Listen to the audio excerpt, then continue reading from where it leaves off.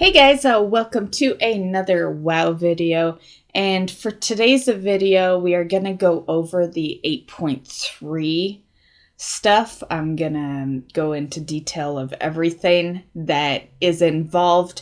I've made little videos here and there over the past month or two, so I am going to be throwing a bunch of links into the description. That way I can just kind of quickly tell you what's going on, but if you want to see a little more evidence or how it's all rolling, you can go check out these other videos. So yeah, let's get started. So the patch 8.3 releases on January 14th. They do like to time gate some stuff, so of course that means the raid will not open with it. The raid is going to open on January 21st. Okay, so a good way to start this off would be the new allied races. So we will have the Mechanomes. Mechanomes are obviously an alliance race. You can be a hunter, mage, monk, priest, rogue, warlock, warrior, or if you have Shadowlands pre-ordered, you could also be a Death Knight. I'm not going to go over too much regarding this because I have done a video on this. So if you want a little more info, you want to see them in action a bit, we'll have a link to it in the description of this video. So definitely check out those links. So to unlock the ability to play the Mechanome, because it won't just be available. You do need to do things to unlock this allied race. So it's really not that tough. You need to reach Exalted with Rustbolt Resistance. If you're doing stuff out in Mechagon, you probably already have that. And then the second thing is the Mechagonian Threat achievement. You need to have that done. That dungeon is actually going to be a little easier too once 8.3 comes into play, because there will be heroic mode. So right now, if you can't find people to do the dungeon with, you can just wait. You'll be able to queue it in when 8.3 drops. Also, for the Mechanomes, you can also get the Mechagon Mechanostrider, which you see in this picture. Next up is the Vulpera. This is the Horde allied race. And I still think it's weird that it's Horde. You know, I always thought Vulpera kind of fit Alliance better, but then I guess the Vulpera are out in Volden, which is a Horde, area. But it's just, they're cute, and nothing on Horde side is ever cute. So I just, when I look at the Vulpera, I think Alliance, and I'm probably always going to think Alliance, just because they are a cute race and the Horde just don't do cute. The cutest they ever got was like the Blood Elves, which pretty much like 90% of the population thinks they shouldn't have ever been part of the game. So, yeah. But anyway, moving on to unlock. Well, actually, first we'll say what you can be with the Vulpera. So for the Vulpera, you can be Hunter, Mage, Monk, Priest, Rogue, Shaman, Warlock, Warrior, or if you have Shadowlands pre-ordered, Death Knight. And as far as unlocking stuff, you will need to have Exalted Rep with the Voldenai, and you will need the achievement Secrets in the Sands. Very easy achievement, obviously done on Horde side. And it's just the storyline in Volden. You can do it in one day, one sitting. It's very easy. And so you'll be able to get a mount from the Vulpera as well, which is the Caravan Hyena, which is what you see in this picture. You can see the mount right beside the Vulpera here. I also did a video on this one as well, so if you want more info, see what what the racials are and stuff, because the video includes all that. It's a bit of gameplay, racials, whatever info, pretty much. So definitely check the link out in the description, and the video will be there. Next up is the raid, Nyalotha, the Waking City. This is going to be a pretty big raid. It has 12 bosses total, and it's very much themed around the old gods, corruption, darkness, all that. And the loot will be, LFR will drop 430. Normal mode will drop 445, heroic mode will drop 460, and mythic will drop 475. Now, on the topic of loot, I just thought I'd mention that while those are the item levels for loot, the last 2 bosses of the raid drop higher loot. And that loot would be, LFR is 440, normal 455, heroic 470, and mythic 485. So that is just for the last 2 bosses. Other than that, the loot's, how I mentioned before. So January 21st, normal and heroic will open up for this raid. On January 28th, they will open up the mythic difficulty for Nyalotha, and we will also see Raid Finder Wing 1. February 11th is when LFR will get Wing 2, and then February 25th, LFR will get Wing 3, and then on March 10th, LFR gets the final wing. So as you can see, it's definitely down the road when it comes to LFR, but you can start raiding on normal and heroic right away. Well, right away starting on the 21st. Also, there is no War Forging or Titan Forging in this raid. They've replaced it with Corruption gear. I'm still not sure what I think of the corruption gear, because it has positive stats on it, but it can also have negative stats. Titan Assaults is something new coming to 8.3. This is another thing I did a video on when the PTR had just released. So I will put that in the description below so you can see a little more stuff in detail. Basically, it's just assaults that you do out in Aldum and Vale of Eternal Blossom. The zone changes depending on where you are, and so in Aldum and Vale, you'll see it's darker. It's got corruption going on. There's different enemies, different things to interact with, quests you can do. There's also a couple of world bosses that you may recognize, and they all drop item level 445 loot.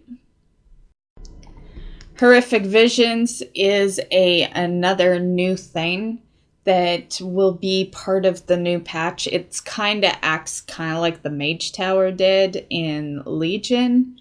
It's a little scenario, and it's for 1 to 5 players, and you just kind of fight your way through this alternate version of your city. Ogrimmar if you're Horde, Stormwind if you're Alliance. And corruption, of course, is a big thing for 8.3, so corruption is definitely a big part of the Horrific Visions. And this is how you gain those corrupted mementos, which can be used to buy pets, mounts, and a bunch of other stuff.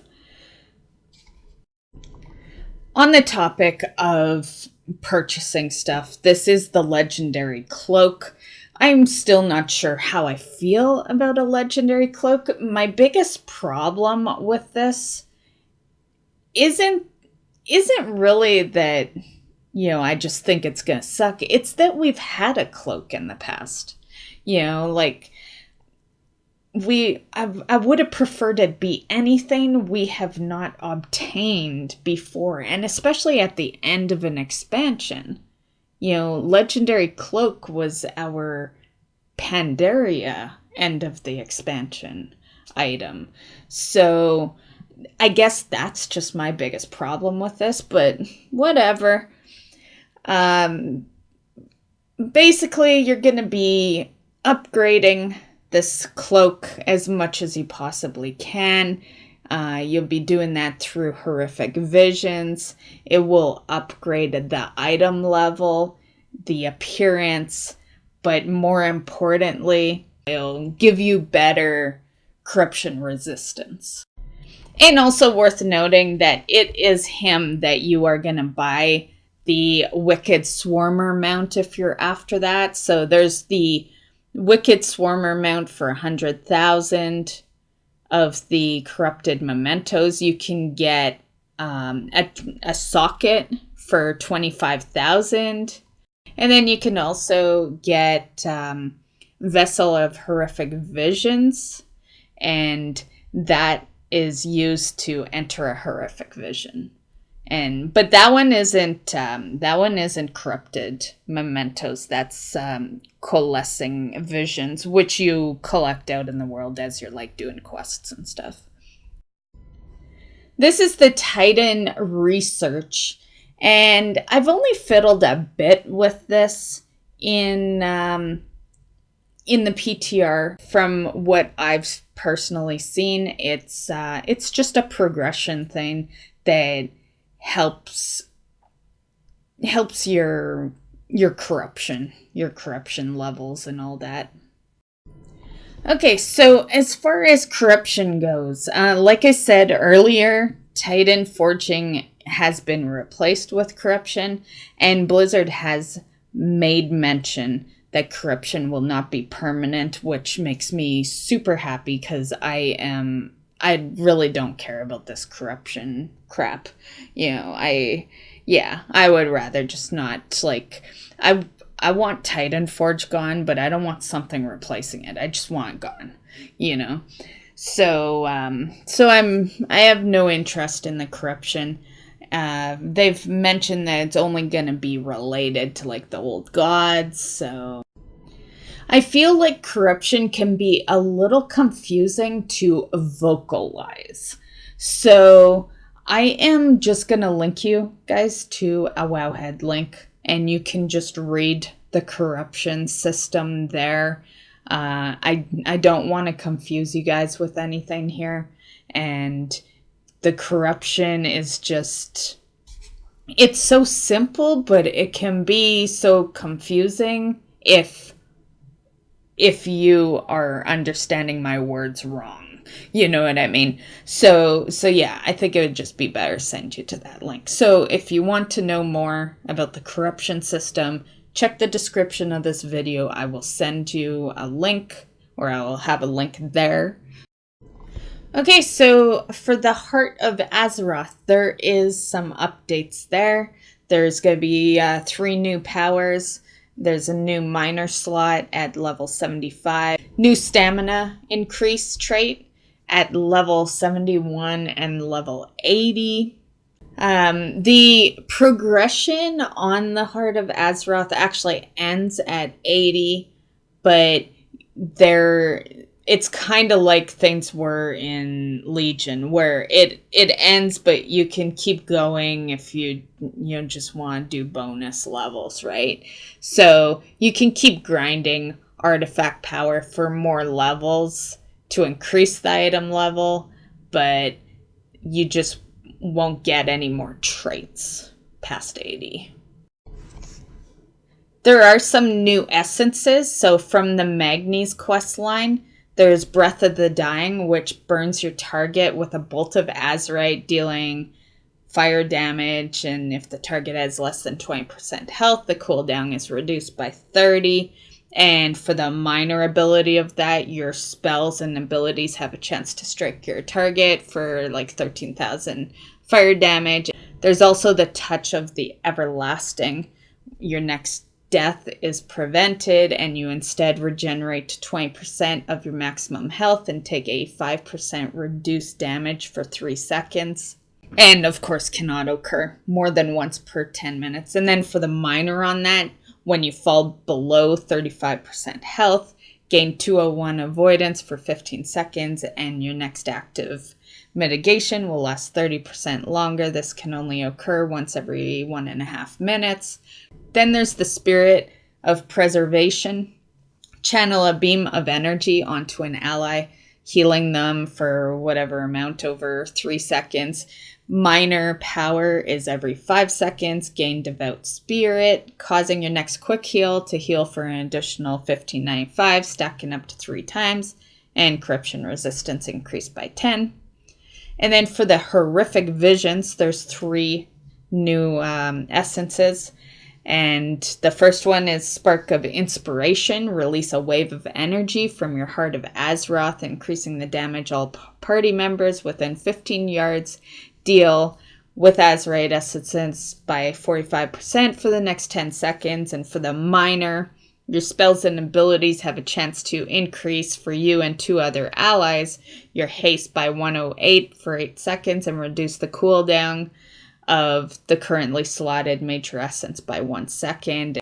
And then there's the Strength of the Warden. So you taunt all nearby enemies for 6 seconds. And then the minor is every 2 seconds, store 1960 healing up to a maximum of whatever your total health is. And when you dodge or parry an attack, heal for all stored healing. Unwavering Ward. Release 12 protective spheres outward over 4 seconds, granting the first ally to touch it a barrier that absorbs 0 damage for 10 seconds.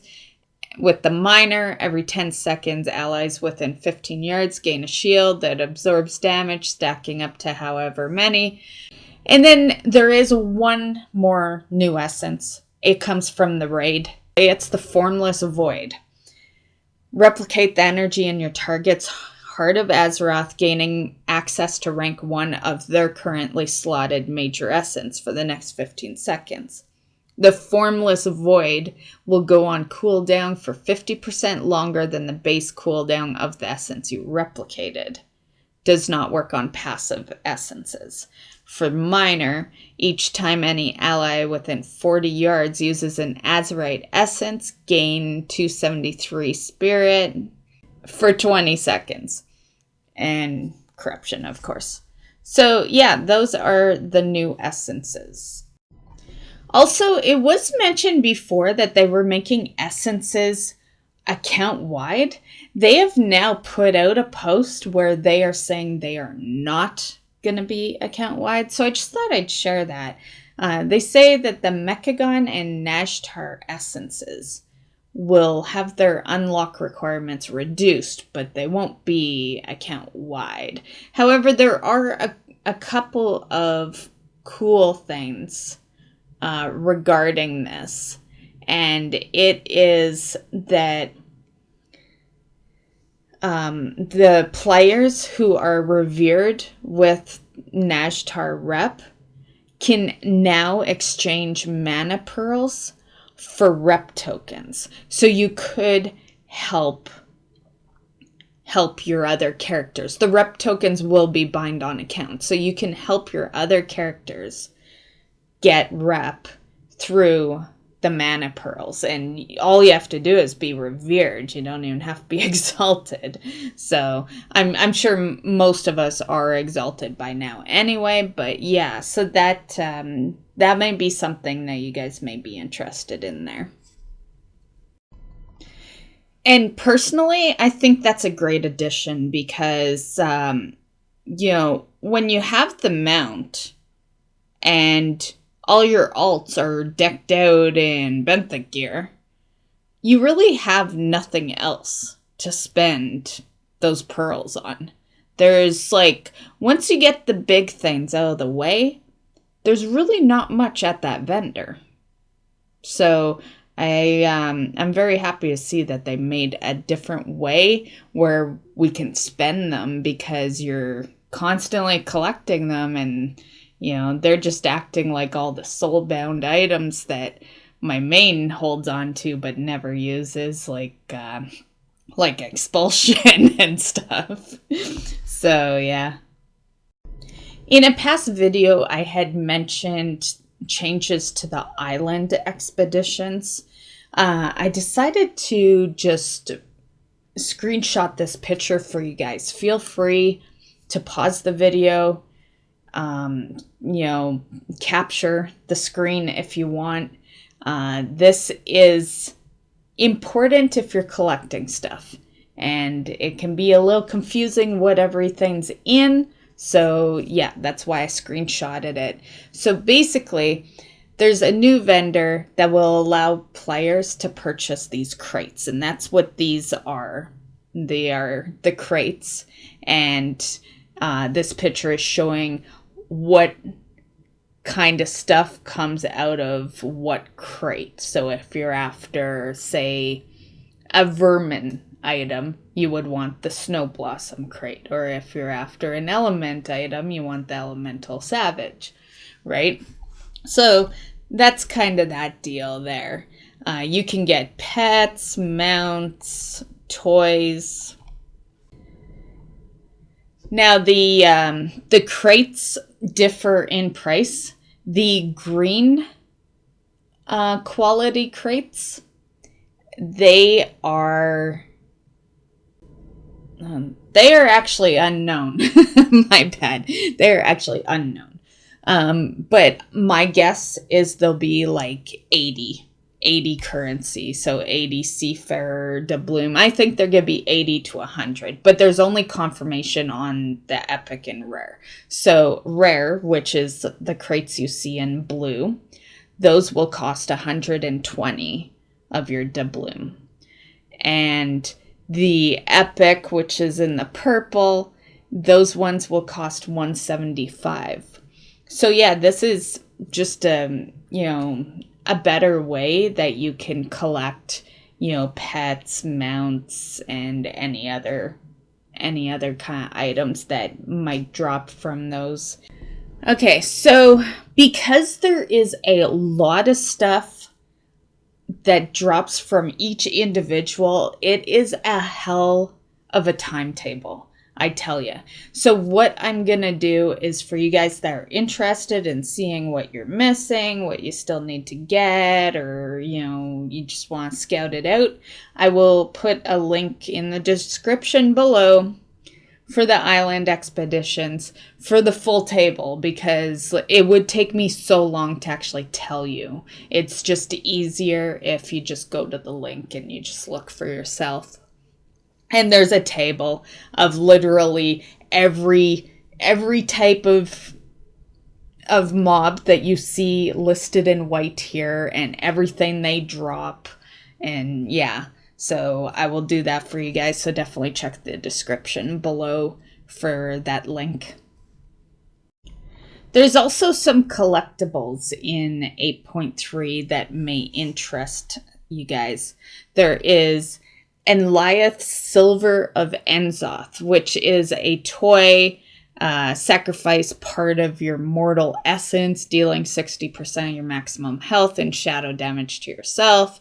In exchange, you become Shathyar, breaking your normal faction, serving only Enzoth. And Enliath can only be used outdoors in Kultura, Zandalar, and during visions of Enzoth while in war mode. So there is that. So definitely that causes you to become hostile to others. And there's all we really know on this toy at the moment is that it's a quest. The quest is called Servant of Enzoth. And that's pretty much it. But it seems to be, honestly, it reminds me of the Timeless Isle toy. Do you guys remember that toy? It was called Censor of Eternal Agony. And that one, you became an enemy, basically. So I definitely think it might be PvP related, since they do have similar abilities. There will also be the Lightning Forged Augment rune, which is a permanent version of your normal augments that you're collecting from like raids. This one you can just keep using on the hour. It will require you to be exalted with Rajani. There's also the Nomi's Vintage, which is a toy. It says it consumes a sip of Nomi's Vintage, delivering a fury burst to senses. Only usable within Zandalar Culturas and Najtar. This one is only obtainable to Horde players. The reason for that is because you get it during the Valpera opening quest. So yeah, the quest will be called Sip and Savor. And yeah, so you do need to be Horde to get that. There's also another toy called Hellbent Bracers. The use on it says flex, increasing arm power for 30 minutes. And you get that out in Aldum. It drops off the Grand Executor. And that is definitely related to the Titan assaults and stuff. So like make sure that the assault's going on. You can't just go to like regular Aldum. There's also many pets and many mounts that will be coming into 8.3. I just recently did separate videos for those so that we could go into detail with those without making the patch video super long. So I will also link those videos into the description of this video. So feel free to go check those videos out. There's like almost 30 new pets and roughly 10 new mounts. Also worth noting that since this will be the final patch before Shadowlands comes into play, and we are kind of on the topic of mounts, the Brutosaur, which is the auction house mount, that will be going to the black market when Shadowlands releases. So if you want that mount, definitely go after that now. It also will give you an achievement. It's called the Conspicuous Consumption. And yeah, black market is tough to get stuff off of. I have been trying to play the black market for years, and I have gotten one thing out of all the years I've been playing. And yeah, it is not easy to get stuff off there. So don't think that just because it's technically not removed completely that you can just do it. It's really tough to win stuff. You know, there are people that literally don't take their eyes off the screen until their black market auction is like done. So you have to always be logged in order to win shit from that. So I would highly suggest that if that's something you're interested in, you work towards it now. And if you know nothing regarding that mount, it is a 5 million gold amount. So, either you gotta really start working on it now or buy a lot of tokens, and that's gonna bring you to at least $500 real money spent at the very minimum. And that's assuming the token doesn't go down. Because that's what happened last expansion. Last expansion, our token was selling really good, and then it went down like a huge amount.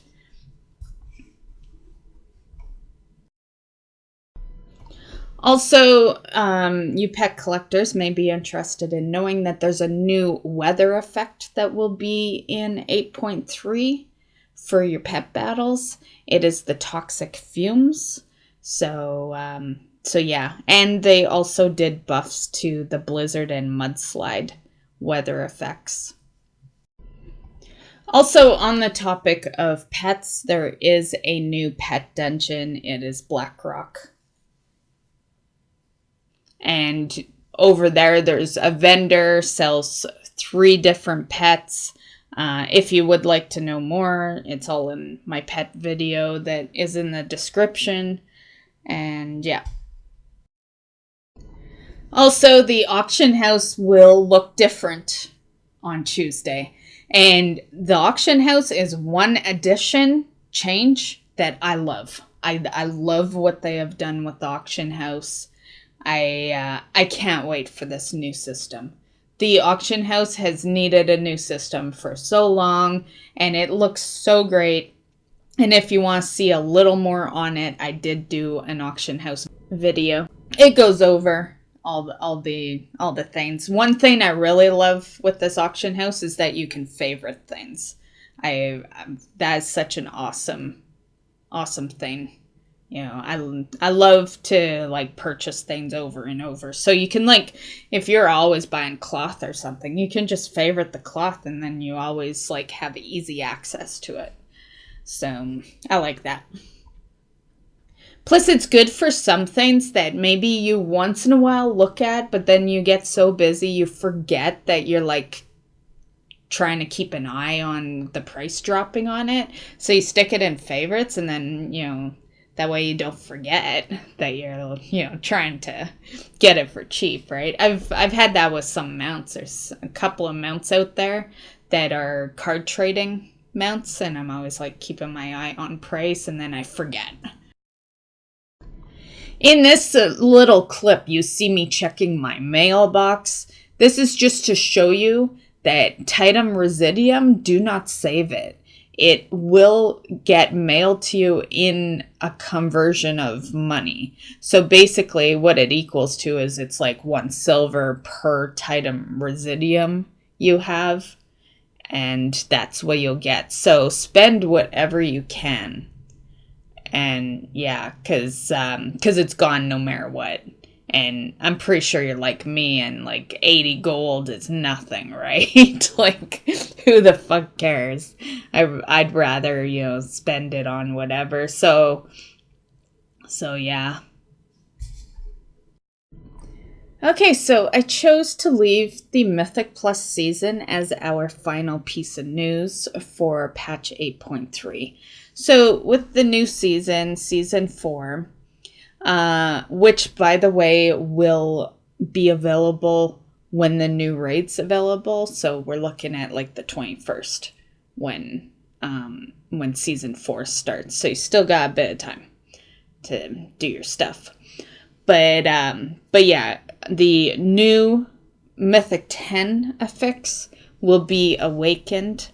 Other mobs that you kind of port over to, and if you don't deal with them there, because you kind of have a choice, but if you deal with them there, then you won't have them at the final boss. But if you don't, then you're gonna be fighting them alongside with the final boss. So that is the affix, and it's basically these kind of like portal things that you can interact with that are inside the dungeon, and they pull you into an alternate world, obviously controlled by Enzoth. And their mini bosses, they seem to be a little difficult, hence the mini bosses. But once you defeat it, it'll return the players to the regular reality and wherever they were standing also. And then you just continue with the dungeon. However, like I said, if you don't defeat them, they can appear at the final dungeon boss, which could definitely mean a fail. Like, I personally don't like anything extra with the final bosses. Also, coming new to the Mythic Plus for this patch is Operation Mechagon. So they are splitting it kind of like they did with Kara, because in Legion, you guys probably remember Kara started as a mythic as well, and it ended up being queuable later, and then it was divided in the Mythic Pluses. So exactly the same. At the moment, they haven't mentioned whether or not the hard modes are gonna be disabled or what's going on with that. Not too sure regarding the hard mode.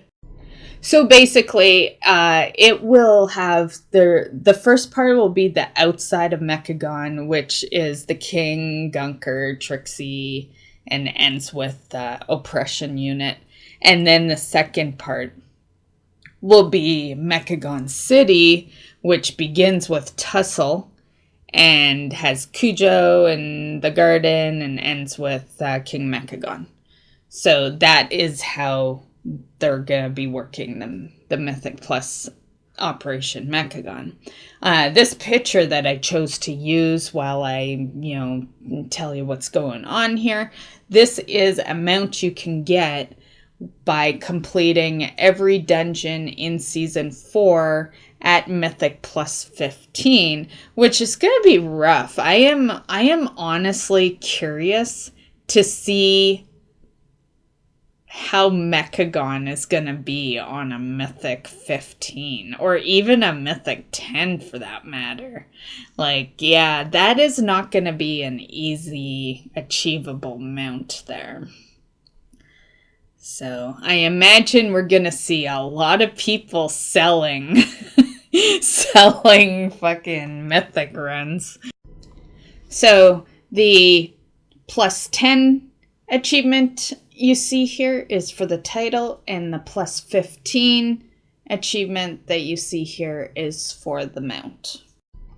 They've removed the Titan forging, so as far as gear goes, you won't get Warforged or Titan Forged or any of that. It's going to be Corruption instead. And I did mention it before, but just in case you're skipping to timestamps or something, I just want to mention that they have made mention that the corruption is not a permanent thing. Okay, guys, so that concludes this video. Hopefully it doesn't end up being too terribly long. Unedited, it's sitting at less than an hour, so we should be good. But yeah, so I hope you enjoyed. I did keep out a lot of live content out of this video, so do feel free to check out the links. The purpose of that was really just to make it so the patch video isn't super long, because when you have this much info that you're putting into one single video, it can be. So definitely check that stuff out if you're interested. And I hope you enjoyed the patch video. Hope you have fun on Tuesday walking into the new patch. And we'll see you in the next video. And speaking of next videos, we will be back to our WoW Weekly and Gold Challenge. I did just recently get back from Christmas holidays, so I will be getting back on that stuff. So that is, those are basically the next things I'm creating for videos, so keep an eye out on that. And we will see you in the next video. Bye, guys.